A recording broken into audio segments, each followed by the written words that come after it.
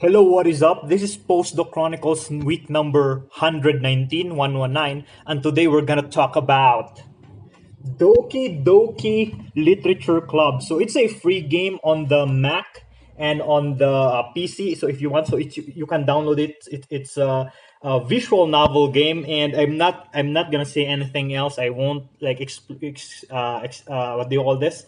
Spoil the experience because it's basically one of the most unforgettable gaming experience I've ever had.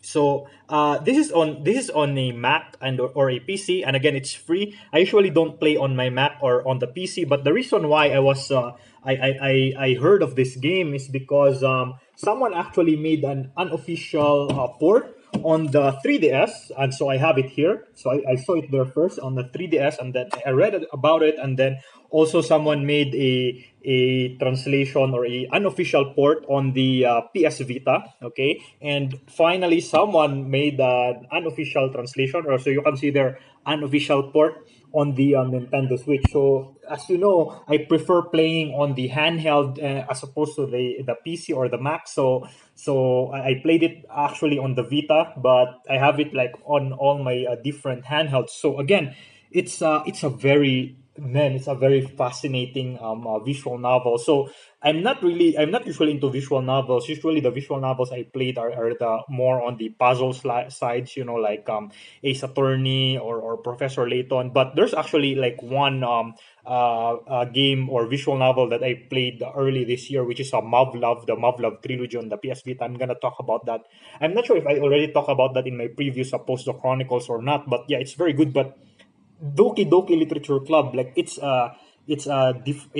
another different level of a video game. So the guys who created that freaking genius, But yeah, so it's free. You can try it, but there's like a trigger warning that says this game is not for kids or those who are easily disturbed. So respect that warning, all right? If you play the game, because man, it's mind blowing. But anyway, yeah, early last week, Deepak actually met with a group, with the Jets group in the Waters Run.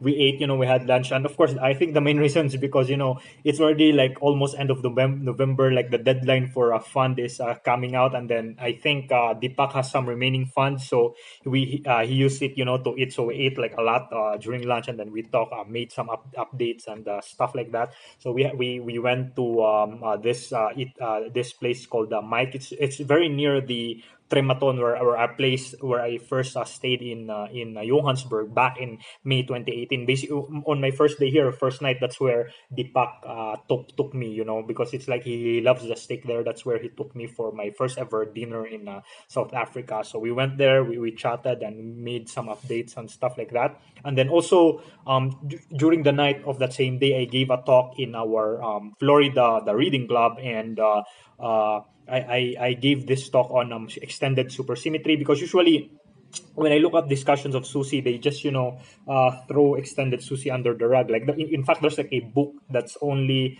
dedicated to a simple sushi when n is equal to one. So there are like you introduce spinor of generators on sushi generators when you do supersymmetry on top of the p mu and the m mu nu that we know, the Poincare generators that we know from the standard model. So you add the additional q generators, and they have this label A, which is usually taken to be equal to 1 in a simple supersymmetry. And when you take it equal to 1, you get this pairs of let's say multiplets, like a standard model. Usually standard model, the first one we attribute to a standard model and its partner, the supersymmetric particle. And yeah, so usually these are the ones we see when we talk about squarks or gluinos or higsinos or photino and stuff like that. But the moment you make n greater than 1, which is now the extended supersymmetry, you get a lot of the values of the super spin that you can have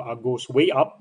all the way up to the minimum value up to n over 2, and then you get a smorgasbord basically of a different states. So there are a lot of states that you have, and then you can attribute whatever any of that states within that multiplet in. Let's say you can say that this particular state is the standard model and stuff like that. But yeah, usually it's not. It's very fascinating because usually I don't see that in the usual treatments of supersymmetry. That's like I've seen it before. I knew that there's like an extended supersymmetry, but usually they just say extended supersymmetry, but in here we treat n equals 1.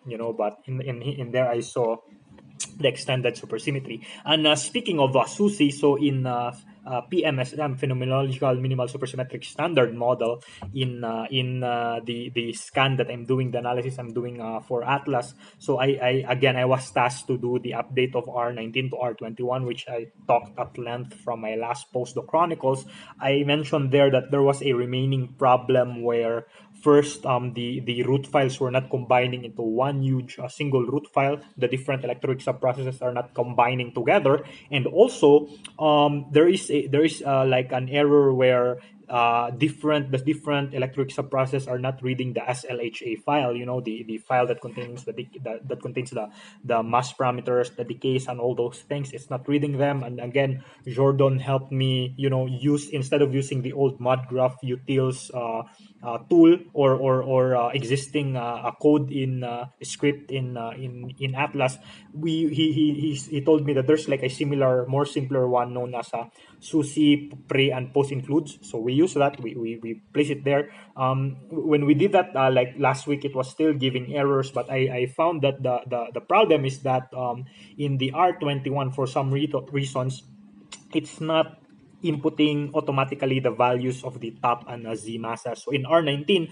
our SLHA file does not explicitly include the top and the z masses, and then usually when it's not in there, usually that the generator inputs it for you, or it has some sort of internal calculator that calculates it itself, so that everything is internally consistent. But for some reasons, in R21, it's not doing that. It's just saying, I don't see the top and the Z mass. Where is it? So I had to put it by hand, on the SLHH file. And after doing that, then everything worked fine. Okay, we were able to produce. And the good news is we are also now able to combine the electroweak processes. But there's a one remaining caveat. In the last remaining electroweak processes that involves the Chargino, because usually we're producing like PP2 combinations of final states involving supersymmetric particles. When the final state involves Chargino, either Chi1 or Chi1 plus or Chi1 minus with the PDG code 100024, every time it involves that. In R21, Giant4 is like not recognizing that particle for some reasons. In R19, it's fine. Like all the subprocesses, even with Chargino, it's fine. It's doing that. But then in the current one, it has a problem with Chargino. And then I look at like the Pythia hard process portion. Like in the R19, the Charginos, are still decaying into like neutralino and all those things.